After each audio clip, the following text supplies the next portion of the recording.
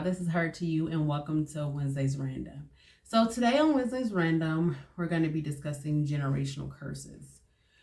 So, this topic came up because of this weekend that I've had, so we'll get into that later on. With me, I've always been tuned to trying to break generational curses, especially after I had my daughter, definitely.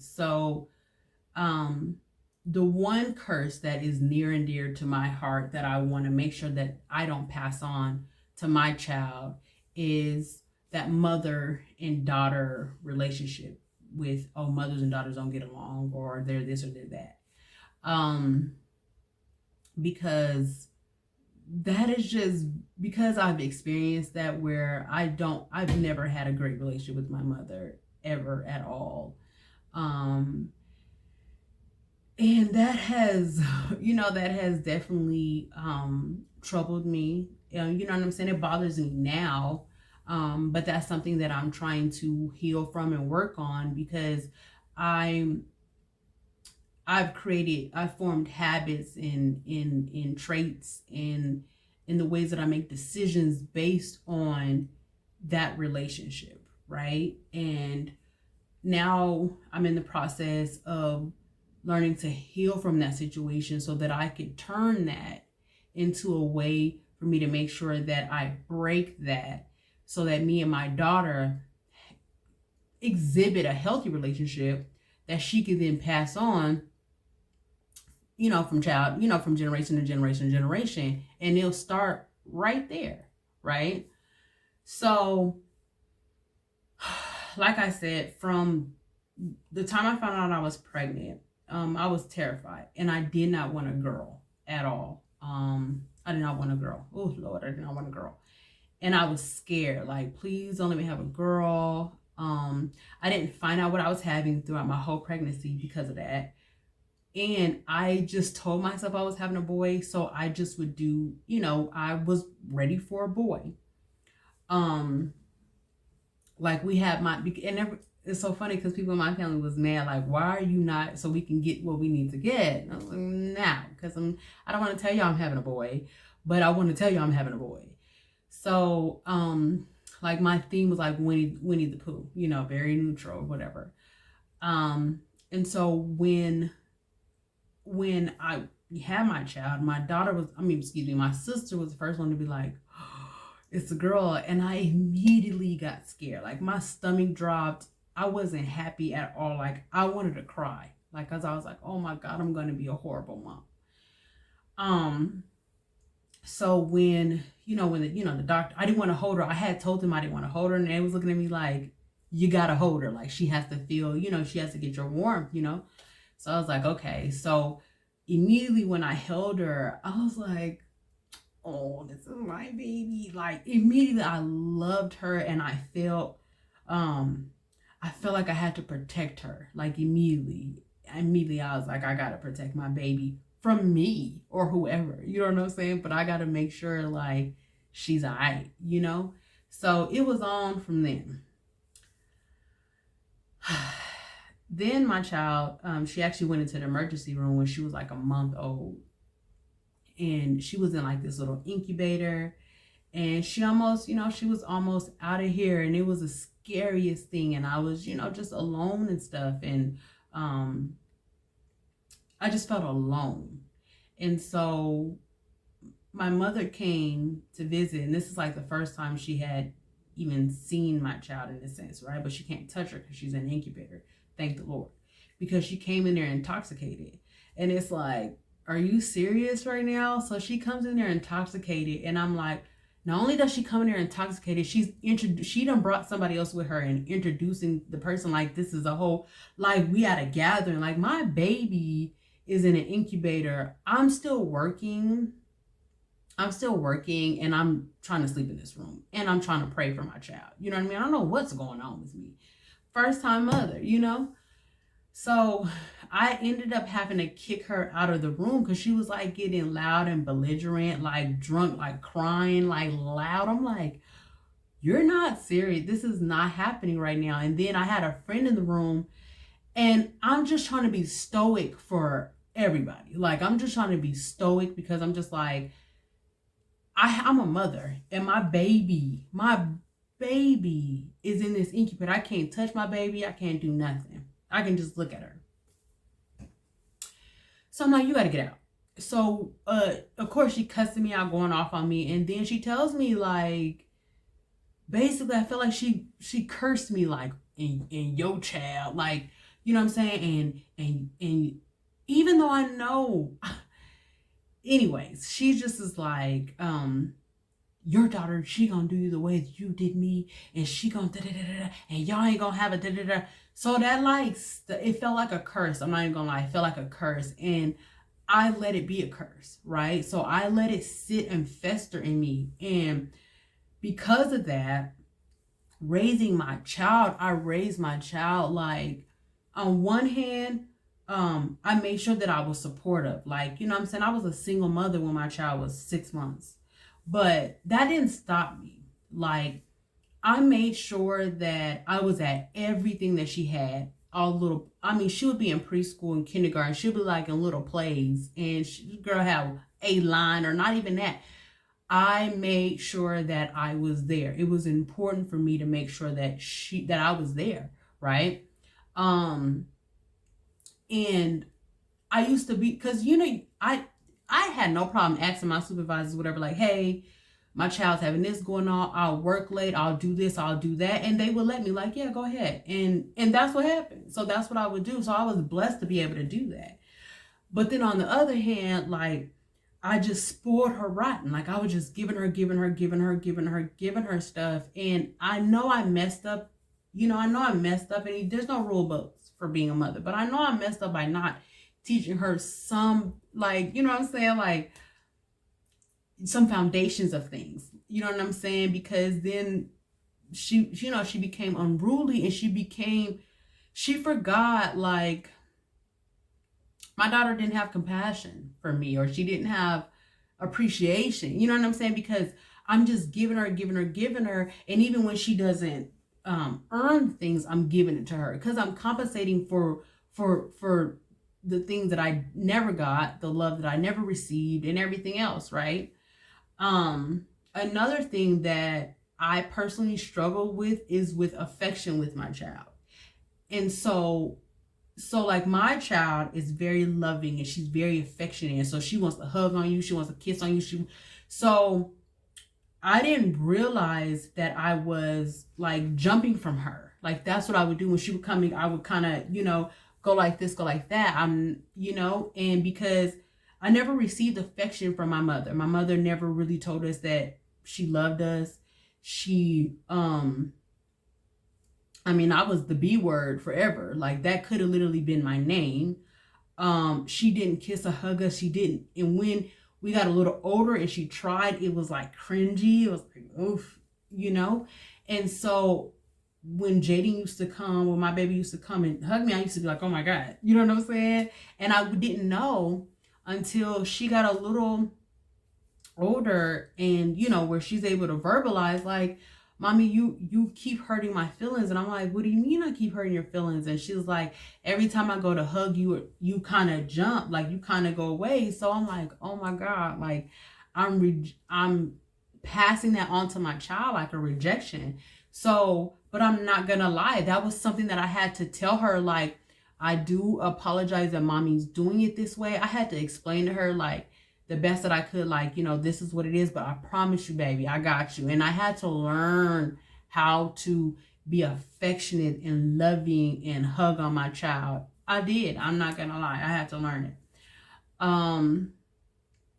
And so now when we get to her being older, and now I'm tired of the things that I created, right? This expectancy of mommy always going to be there, but not the gratitude of, you know what, I'm glad you're here. So now we're at a boiling point. So this weekend was her freshman homecoming, and sadly, I guess they don't celebrate homecoming dances out here or whatever. So we had her homecoming. I planned for her whole little week. She had she started this little teenpreneur class, got her together for that, and then we went to Fright Fest, Six Flags, right? So I'm realizing that not only have I not got to thank you, just some of the little things that she was saying throughout the week that was like, yo, this is like, you are really wilding. Like, I'm realizing, like, I just got depleted. I think I just got so tired that I was like, yo, let me say something to you. And I had to, this is my first time breaking it down to her, like, let me explain to you why I'm the mother that I'm the way that I am, right? I come and pick this girl up after practice, after her schools, when we live, essentially we live across the street, but there's like 2 schools in between from her school. But when she's, and then plus in this world today, I'm like, oh my God. But, and luckily I work from home right now, so I'm able to do that for her. But I come and pick this girl up after practices and stuff like that when she could walk home, when she could walk with all the, you know, with other kids that I see walking in the rain. Because I did that. I walked in the rain, snow, sleet, everything else, sun, everything. So, and she just takes advantage of it, right? Because she'll just be like, yeah, you're going to pick me up, right? It's just that expectancy that I've created, right? Period. And so finally I had to sit her down, like, let me tell you something. Like, I want to make sure that not only that we have a good relationship, but I want to make sure that we have a healthy relationship, because I don't want you to, because of my relationship with my mother, I'm starting to realize that I've allowed situations to just kind of deplete me and take advantage of me because I'm trying to overcompensate for things, right? So we're no longer doing that, you know? I told her, I said, when I was out of practice, I had to make sure I got home. I had to make sure I was at practice and got home from practice. However, I got home. And there was no worried about your safety. There was no worried about if you okay. There was no worried about maybe if you hurt yourself at practice. There was none of that. It was get home. And I remember one time, me and my sister, younger sister, we were at track practice, and no, we didn't want to ask anybody. We was embarrassed, right? So we didn't want to ask anybody to take us home. So we ended up walking. So after having a full day of practice, we ended up walking, what, like 2 hours. 2 hours home. And she was upset that nobody could give us a ride. And I'm looking like, now that I'm older, I'm like, yo, we weren't no one else's responsibility but yours. And if that was the case, then you should have made sure that we had a ride home. But whatever, you know, you can't say that. Now, and then not only that, we couldn't even, there's no dinner made. There's no making sure you ate. There's no making sure nothing. It's just like you're on your own. And so I just had to let my daughter know a little piece. Like, this is the reason why your mother does the thing that she does for you, is because anytime you look up, anytime you look back, I want you to know that I'm there. I'm there for you. But don't take advantage of my relationship, because I'm doing this to help us, so that going forward, no one is scared to have a daughter. Like, that's wild, right? No one is going to tell you that you're going to be a dirt mom, a bad mom, that your child that ain't going to be, you know what I'm saying? That your child is going to do you this way or do you that way, and y'all not going to have a good relationship. Like, that's wild. And for you to take that, internalize that, and not be like, you know, have that maturity level to be like, yo, this is wild. We doing what we need to do. You know what I'm saying? And so those things have to get off of me. Like, that has to get off of me. That has to get off of my lineage, because I would be devastated if years down the line I don't talk to my child. Like like, I don't talk to my child or see my child. You know what I'm saying? Like, I don't know what I would do. I don't know what I would do in that case. Like, she get on my nerves, yes, she do. And I be in her behind, yes, I do. And there are things that she has done, we've done that have, you know what I'm saying, really, like, I'm not gonna lie, like, me and my child definitely had to have counseling because we couldn't communicate. And I'm like, oh yeah, you gotta go, sis. You know what I'm saying? If you can't, if me and you can't coexist, sis, you gotta go. And when I went to counseling, because I had to bring her to counseling, like, yo, we're gonna talk about this, we're gonna figure this out. And I find out that I wasn't so great. Now, you is not who you think you is. You know what I'm saying? You is not who you think you are.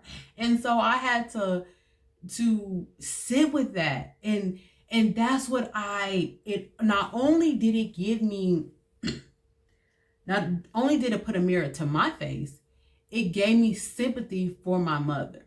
Like, regardless of whatever you may think, you don't know what another person has went through. And that may be the reason why they were who they were, right?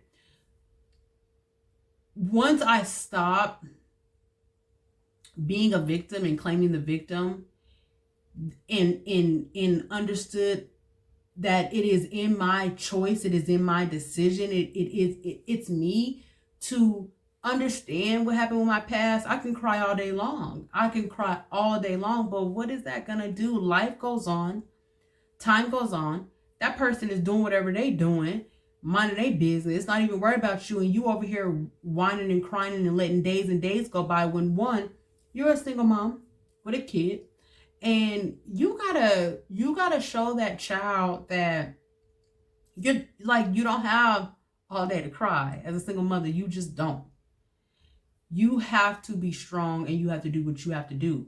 But that strong and that strength thing is what got me into a lot of trouble. So going into counseling, it made me understand how to rework that strength. It made me take power that I didn't realize that I had with forgiving the situation. Like, yeah, I can forgive and understand the situation and the fact that I don't know what happened to you, because I know how hard it is just for me to hear the things that I was hearing from my child. Like, and that was a decision that me and her had to make individually, to be honest with each other. Me and my mother, I don't think, and then that's when you realize people, they might not be strong enough. You have to wait until they're ready. So I've settled in that. Like, I'll just wait until I get that, to be able to have that conversation, and it to be real, genuine, and honest. Until then, guess what I have to do? I have to do the work within me so that I'm not subconsciously passing on these little tidbits to this little pain, this pain, this bitterness, this regret, this woe it's me, this victimization onto my child. You know what I'm saying? So we did counseling, and when I just even hearing how articulate my daughter was and explaining the stuff, I was like, whatever, I did not do that. But then I really had to be like, yeah, she right. You know what I'm saying? And we both had to come to the place where we were like, okay, we need to work on this. Also, what I learned also with counseling is that before I could be a mother, I have to know who Shanice is and understand Shanice. And then then we need to go and become a mother. So I don't know, like I said, this past weekend brought all that up, because I'm just like, when you're used to just doing and you don't realize, like, hold up, yo, I've been letting you've been saying some slick stuff, I've been letting you do this, you ain't doing what I'm telling you to do, then you're just like, yo. Then it just made me think of my childhood. I'm like, listen, the things that I go hard for you about, the things that I go ham for you about, the things I be jumping up in joy for you about, none of those things was given to me. And I just want you to show appreciation, and I want you to understand a little bit about me, because, and that's another thing too, is I want to be honest with her in stages about my past. I want her to know things. I don't want my past or my life to be a mystery. Like, I lived it. I was there. I should be able to express and say, these things happen. But because of the traumatic experience with my childhood, I've blocked out a lot of good memories that I've just had, that I've had with friends, that I've had with my grandparents, that I've had with my cousins, because all I can focus on is the traumatic, is, this happened. So then I forget to share little things with my child,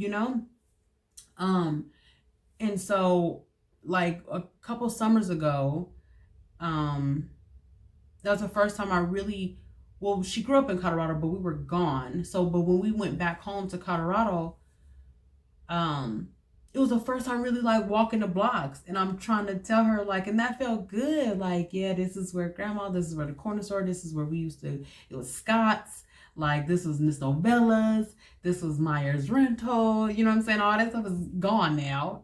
But, being able to be like, we was running up and down these blocks, no shoes on, like, taking her to my favorite little Mexican restaurant where I used to take her dad and stuff, to like those little tidbits I should be able to share and have fun with. But I realized, like, I've blocked out a lot of those memories because I'm focused on this thing that was impactful in my life, right? But it doesn't have to have that much shine. It doesn't have to have that much power that I'm giving it. That's exactly what I'm doing. I'm giving it extreme power. So, like I said, that's my journey. That is my journey. You know what I'm saying? Of course, there's other things that I want to break with her, and that and that we're working on together. You know what I'm saying? Like, that's something that I'm just glad to do because I'm in a position to do it. I know about it. I'm, giving you that information, but really I want to make sure that my daughter and I's relationship is strong.